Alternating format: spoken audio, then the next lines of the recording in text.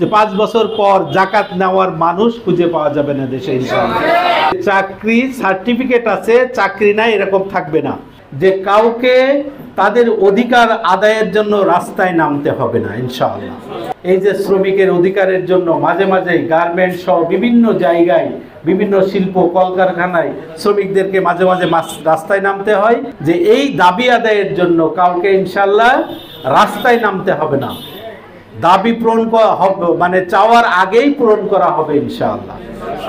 এরপরে বলা হচ্ছে যে যারা সার্টিফিকেট পাবে হাতে, সার্টিফিকেট জমা দিবে আর তারা চাকরিতে ঢুকে যাবে, এরকম কর্মসংস্থান সৃষ্টি করা হবে।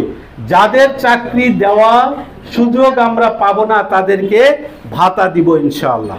তার মানে বাংলাদেশে বেকার বা এই যে একটা সমাজের আপনি বহু কষ্ট করে একটা আপনার ছেলে উপার্জন করে লেখাপড়া শেখাচ্ছেন, মাস্টার ডিগ্রি হোল্ডার অথবা ইঞ্জিনিয়ার, সে চাকরি পাচ্ছে না, ঘুরে বেড়াচ্ছে।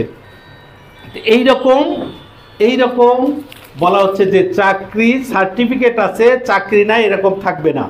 আর যারা চাকরি পাবে না তাদেরকে ভাতা দেওয়া ইনশাআল্লাহ। তো এইরকম বাংলাদেশ আমরা গড়ব ইনশাআল্লাহ।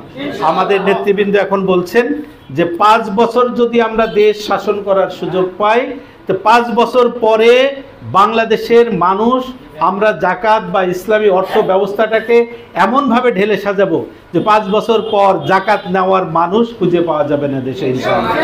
তো সেই জায়গায় আমরা দেশটা নিয়ে যেতে চাই।